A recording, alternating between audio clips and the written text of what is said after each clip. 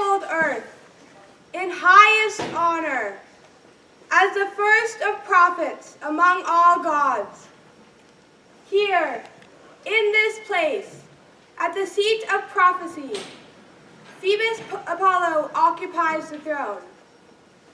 When he arrived here to make his home on Parnassus heights, the people lined his way to cover him with praise, led by their king and helmsman Delphus. Zeus then inspired Apollo with prophetic skills and set him on this throne. Here Apollo speaks for Zeus, his father. My prayers begin with preludes to this god. Hear us, Apollo, golden-tressed Phoebus, son of Zeus the Magnificent, who, on the twin peak of this rock of Parnassus, escorted by illustrious maidens of Delphi, traversed the prophetic pinnacle. All the host of poets, dwellers in Attica, sing your glory. Apollo, famed lyre player, son of great Zeus, beside this snow-crowned peak, O you who reveal to all mortals the eternal and infallible oracles. I will take my seat now on the prophet's throne. May I be fortunate above the rest to see far more than previous attempts.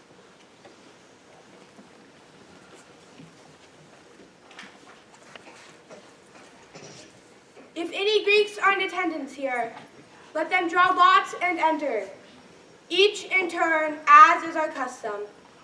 I will prophesy, following directions from the god Apollo.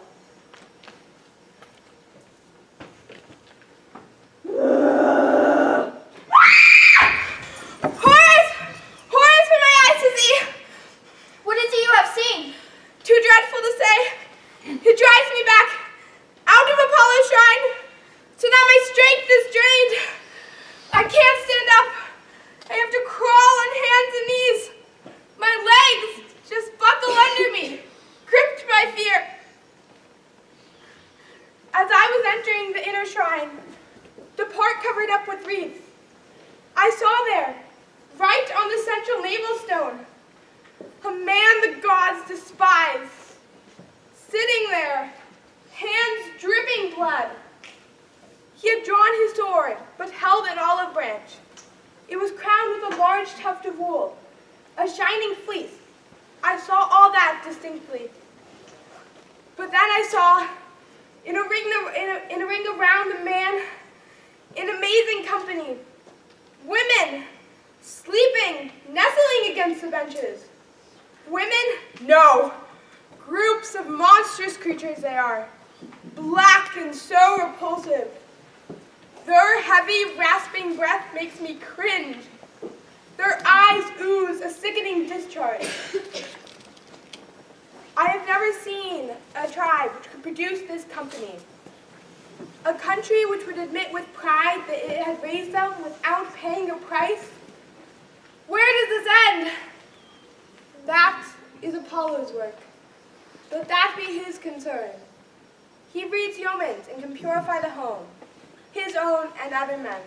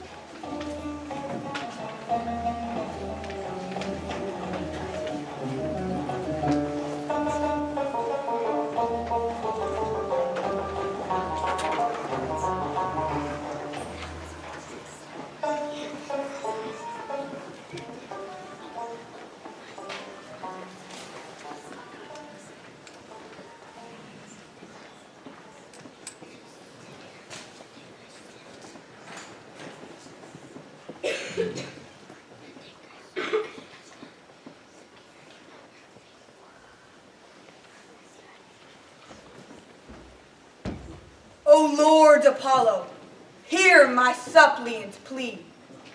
Orestes, I will not abandon you. No, I shall stand beside you, your protector until the end, close at hand or far away. I will show no gentleness towards your enemies. Just now, lying here, see these frenzied creatures overcome with sleep. These loathsome beings, ancient children of the earth, with whom no god or man or beast ever mingles. They were born for evil. That is why they live within the blackest gloom of Tartarus, under the earth. Creatures hateful to both Olympian gods and men. But you, Orestes, do not give up. You must keep racing on. Deep into the endless heartland they will drive you, feet pounding the earth forever. On over the seas and cities, swept by tides. But do not grow weary brooding under pain. For once you have reached Athena's city, kneel and embrace her image. And there, with judges of your case, in speeches of persuasive charm, you shall find means to release you completely from your labors. For I was the one who persuaded you to kill your mother. My Lord Apollo, you have no knowledge how to be unjust. That being the case, now learn compassion too. Your power to do good is strong enough. Remember this, Orestes. Do not let fear defeat you by conquering your spirit. Hermes!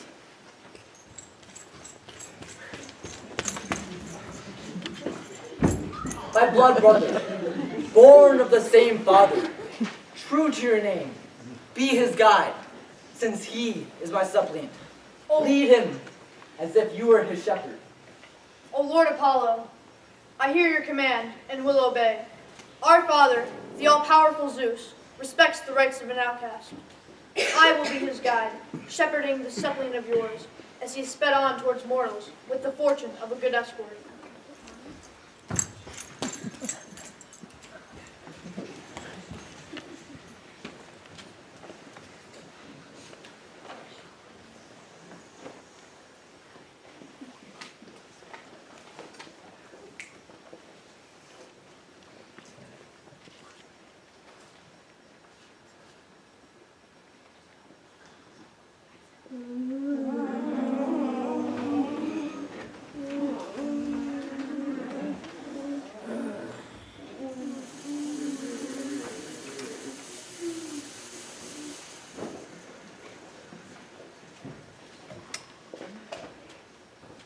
You furies, how can you sleep?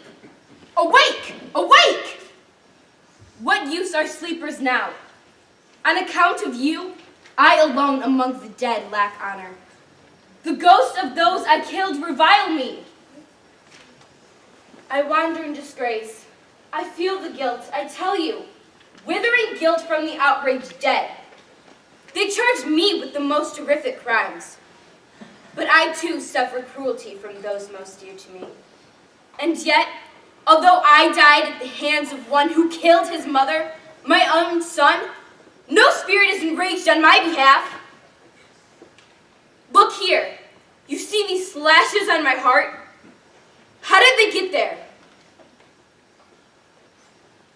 Oh, how you furies have lapped up my offerings, soothing milk and honey without wine. Now I see all that, being trampled underfoot. Orestes has gone, eluded you. He springs free like a fawn.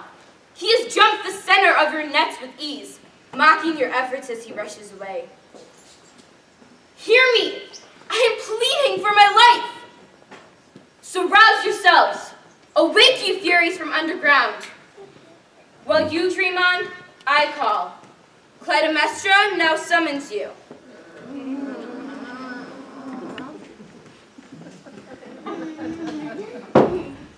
Well may you moan, but the man has escaped.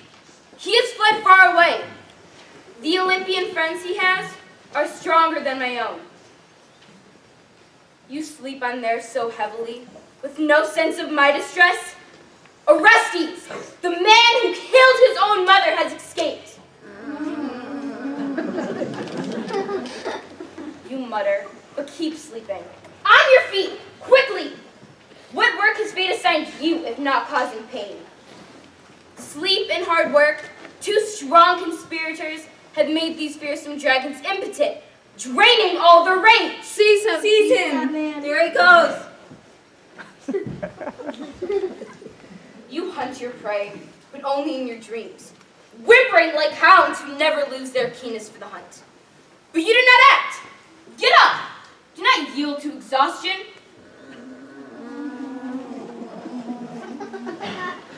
Sleep makes you soft, yet you overlook my pain. Let my reproaches justly prick your hearts and prod you like spurs. Blow your blood-filled breath over Orestes. Let those fires from your gut shrill him. Go on. Waste him. Burn him out.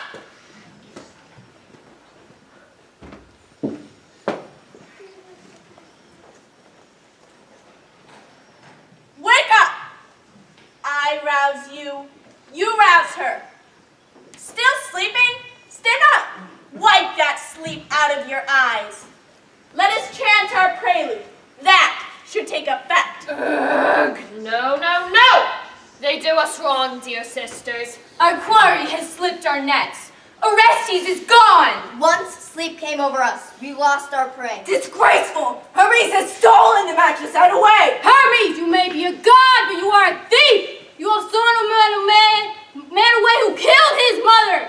Who can say there is justice in that? Young god, you have ridden down the powers, proud with age. You trample on more ancient spirits. Although he is a prophet, Apollo has stained his sanctuary, polluted his own shrine by his own bidding. He showed that suppliant respect, a godless man who tears his mother's heart. Against the law of the gods, Apollo has honored human things and set aside decrees of fate established long ago. Though Apollo inflicts his pain on me, he will never free that man. Let Orestes flee underground. He will find no liberty below. Out!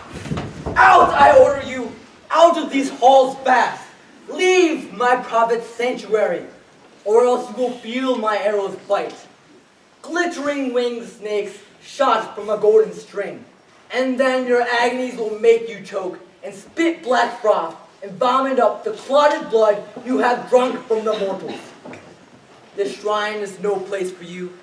No, you furies belong where heads are sliced away, eyes gouged out, where justice equals slaughter. That's the feast you love. You hear me? And that is why the gods detest you. Creatures like you should live in a den of a blood-drinking lion and not inflict pollution on all near you in this shrine. Be gone, you goats without a herdsman, you flock that the gods despise. Lord Apollo, listen to what we say. It is our turn to speak. You are no mere accomplice in this crime. You did it all yourself. You alone bear the guilt. What does that mean? Enlarge on that. You directed that stranger, Orestes, to kill his mother. I commanded him to avenge his father. What of it? Then, afterwards, you supported him. You helped a man who had just committed matricide. Yes, I ordered him to come back to my shrine for purging, and I expiated his crime. Then why insult us, the ones you chased in here? You are not fit to approach this house. We have been assigned to do this. Assigned? What is this office of yours?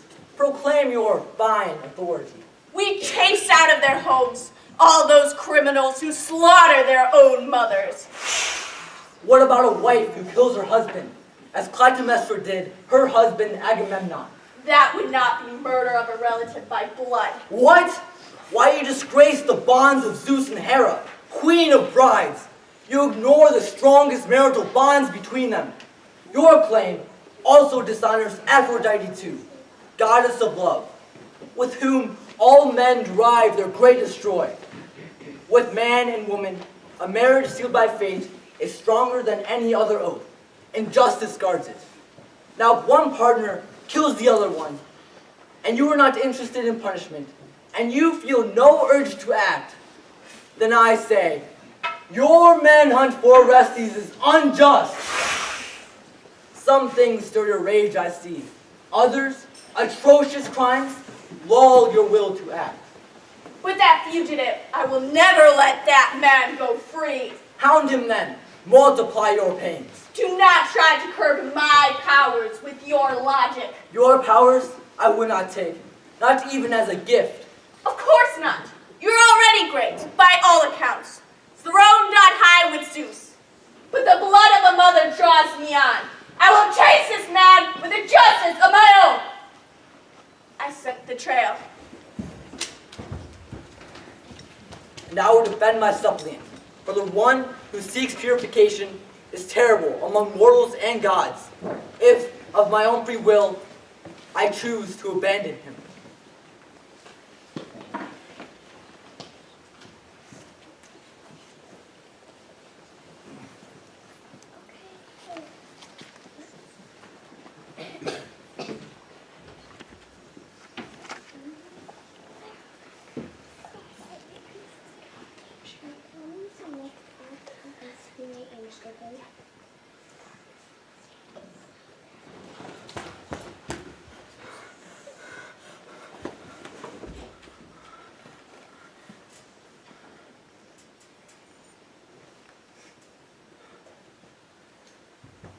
Queen Athena, at Apollo's command I have come. Receive me kindly, a man accursed, an outcast. I have stayed true to what Apollo told me at his oracle. Crossing land and sea alike, I have reached this statue by your shrine at last. Here I take up my position, goddess. I await the outcome of my trial. Aha! Here we have that man's clear scent. A silent witness, but firm evidence. After him, like hounds chasing a wounded fawn. We track him by the drops of blood he sheds. Oh, the labor, the man-killing labor. My lungs are bursting. Over the wide, rolling earth we have roamed, crossing seas in wingless flight, always in pursuit. Now he's cornered here, cowering somewhere. I smell human blood. It brings laughter to my heart. Start looking for him. Seek him out again. Check everywhere. Don't let him escape. That man killed his mother. He must pay. He's over there, claiming sanctuary at the statue of the eternal goddess. He must want a trial, a judgment on his murderous violence. Impossible! A mother's blood, once shed, soaks into the earth and cannot come back again. No, you must pay me back. Blood for blood. Out of your veins I will suck my food. So it wears me out, I'll drag you down, still living to the world below. And there you will pay for murdering your mother. There you will see other human criminals who have failed to honor the ancient gods, who have abused the parents they should love. They all receive the justice they deserve. My misery has been my teacher. I know that men are cleansed in many ways, that sometimes it is appropriate to speak, sometimes to stay silent, and in this ordeal, a wise master has ordered me to speak. Blood on my hands is dormant now, fading. The polluting stains of matricide have been washed away. When they were fresh, Apollo in his temple cleansed my guilt, slaughtering swine to make me pure again. So now with pure, reverent lips, I invoke Athena, queen of this land, and I beg her help. Come, Athena, you can hear me from afar. You are an Olympian. Set me free from this torment. But Apollo's power will not save you, nor will Athena's. You are slated to die, abandoned and alone, without a sense of heartfelt joy, a bloodless criminal, sucked dry by demons. Just a shadow, no more. What? No reply?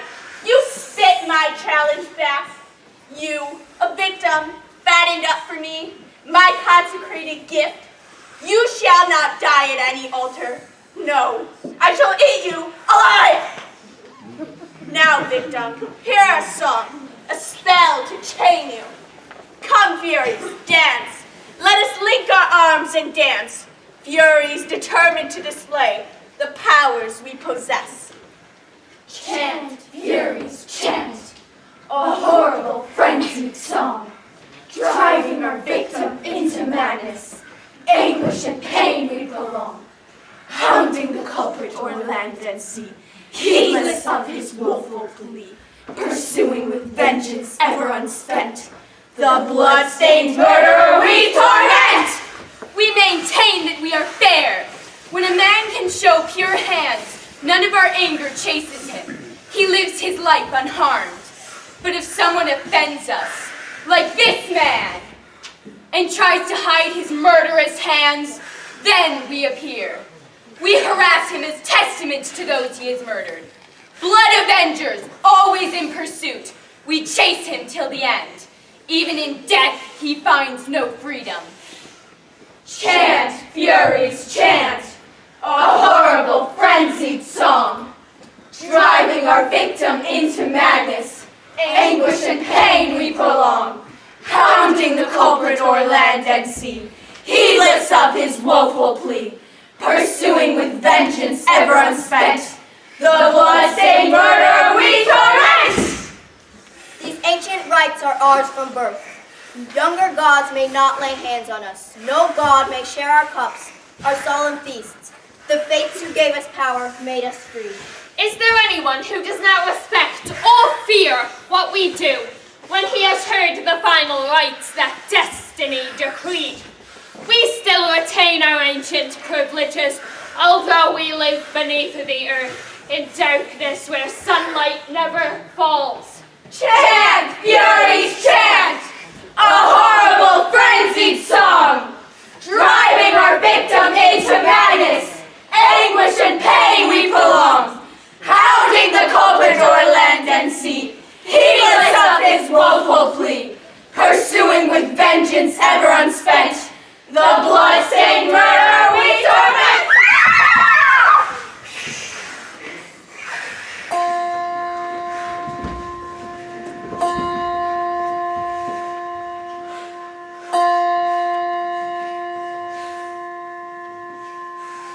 From afar I have heard a call for help. I have come thence at my untiring pace, not flying on wings, but on this whirling cape, a chariot yoked to horses in their pride.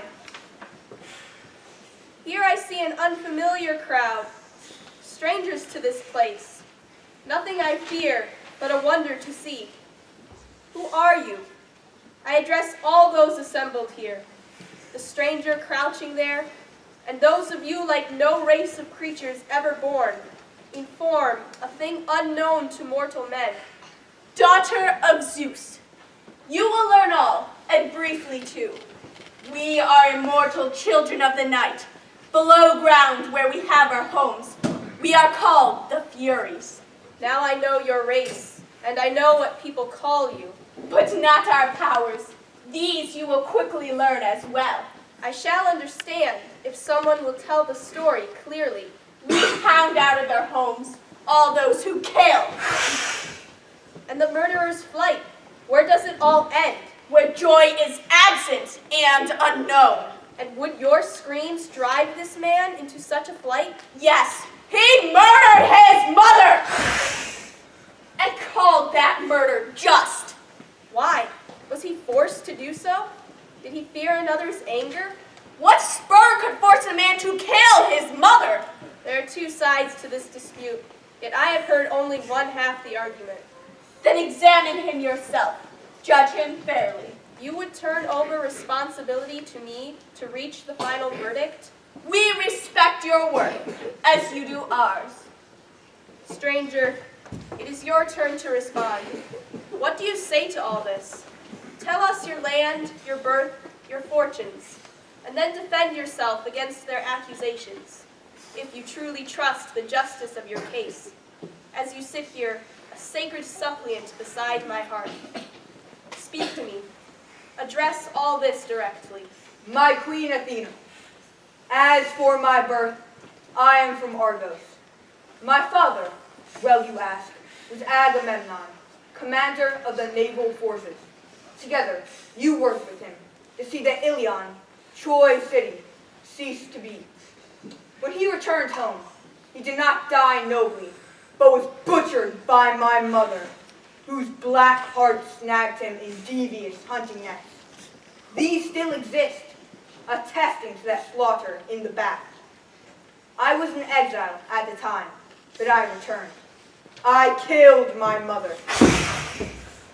That I don't deny. To avenge the murder of my father, whom I fiercely loved. For this murder, Apollo bears responsibility along with me. He urged me to it, pointing out the cruel reprisals I would face if I failed to act against the murderers. Was what I did a righteous act or not? That you must decide. My fate is in your hands. Stand or fall, I shall accept your verdict. This is a serious matter, too complex for a man to think of judging. It is not right even for me to adjudicate such cases. Murder done in passion merits the Fury's swift punishment. Above all, you come here a suppliant who has gone through all cleansing rituals, purified, and hence no danger to my shrine. You thus have my respect. Yet these Furies also have an office that does not permit them to be dismissed lightly. So if they fail to triumph in this case, they will spread their poisonous resentment. It will seep underground, infecting us, bringing perpetual disease upon our land, something we cannot bear. So stands the case. Two options, each of them disastrous. Allow one to remain, expel the other? No, I see no way of resolving this. But since the judgment now falls on me, I will appoint human judges of this murder, a tribunal bound by oath, set up for all time to come. So you two parties, summon your witnesses, set out your proofs, with sworn evidence to support your case. Once I have picked the finest men in Athens, I will return.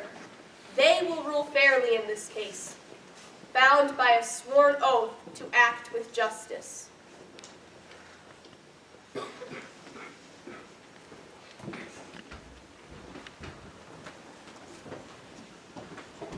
If this legal action triumphs, if the matricide prevails, the newly set divine decrees will overthrow all order.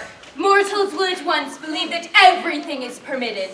From now on, parents can expect repeated blows of suffering inflicted by their own children, now and in times yet to come. Sometimes what is terrible can work to bring out what is good. Such terror needs to sit on guard and check the passionate heart. There is a benefit for men to learn control through suffering. What man alive can respect justice without a heart attuned to fear? Remember, punishment